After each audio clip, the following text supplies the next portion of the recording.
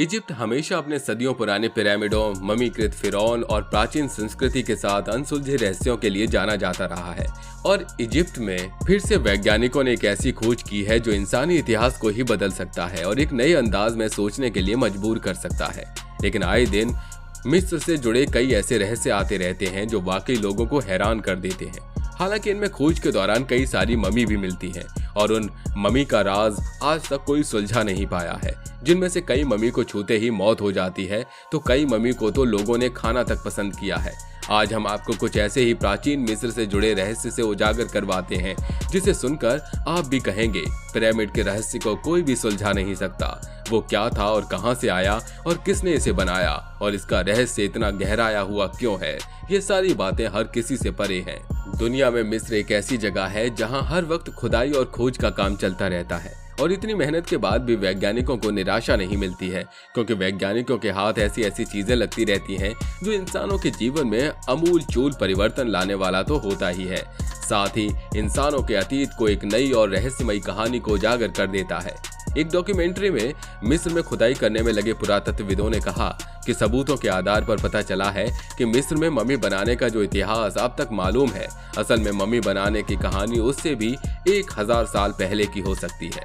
Documentary में Saqqara के कब्रिस्तान में मकबरे की जांच के दौरान ये बात पता चली न कि यह मकबरा मिस्र के प्राचीनतम साम्राज्य के शाही परिवार के एक रिश्तेदार का है।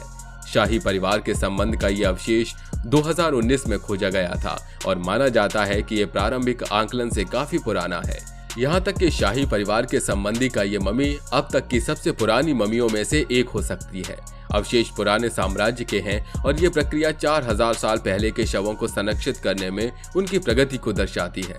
काहिरा में अमेरिकी विश्वविद्यालय में इजिप्टोलॉजी के प्रोफेसर ने बताया कि अगर ये वास्तव में एक पुराने साम्राज्य की ममी है तो ममीकरण और पुराने साम्राज्य के इतिहास के बारे में सभी पुस्तकों को संशोधित करने की आवश्यकता होगी। उन्होंने कहा कि यह अवशेष ममीकरण के विकास की प्रक्रिया की अब तक की सारी समझ को बदल देगा। 2700 साल पुरानी ममी का बना चेहरा शोधकर्ताओं ने हाल ही में 2023 से 2797 साल पुरानी ममी के नमूनों को संबंधित करने और अनुमानित चेहरे बनाने में सफलता हासिल की है।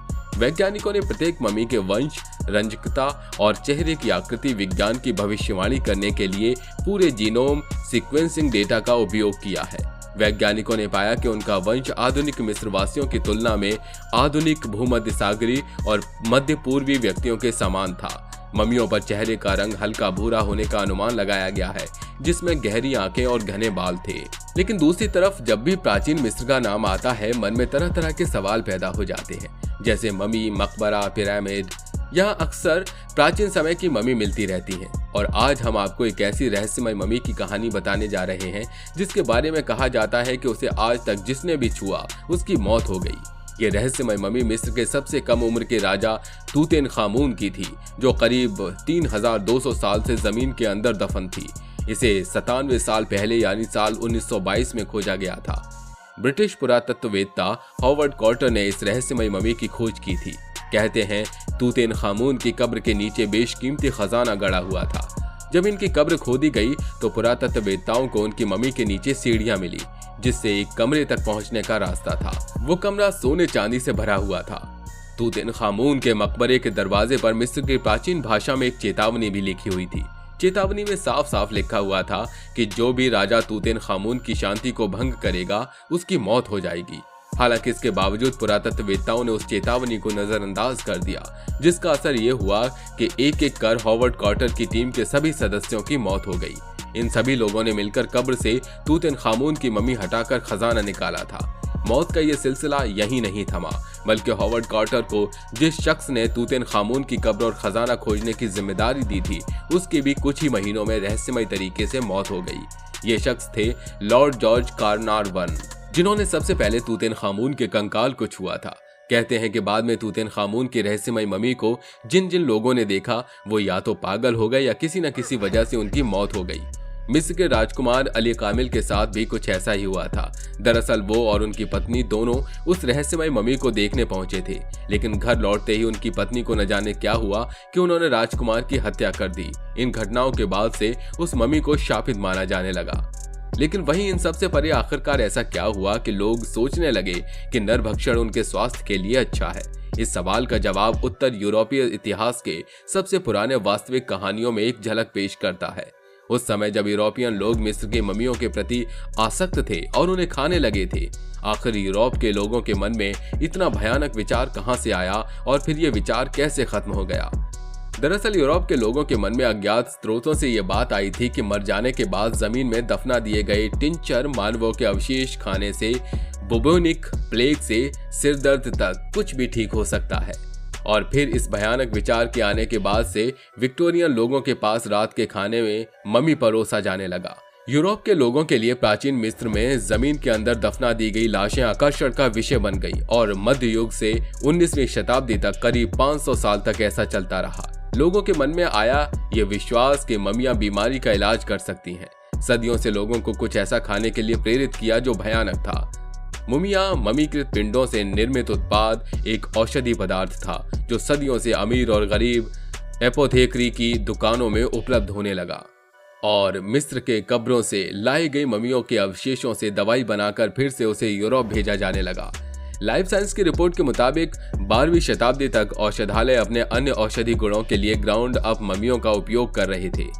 अगले 500 वर्षों के लिए मम्मी एक निर्धारित दवा बन चुकी थी और एक रिपोर्ट के मुताबिक उस वक्त दुनिया में एंटीबायोटिक दवाओं का आविष्कार नहीं हुआ था और उस वक्त वैद्यों ने सिर दर्द या शरीर में लगी किसी चोट से बने सूजन को कम करने के लिए या प्लेग का इलाज करने के लिए या किसी और बीमारी का इलाज करने के लिए मम्मी की खोपड़ी, हड्डियों और मांस से दवाओं का निर्माण शुरू कर लोगों को देना शुरू कर दिया। इसके साथ ही धीरे धीरे नकली मम्मी से भी दवाओं का निर्माण होने लगा।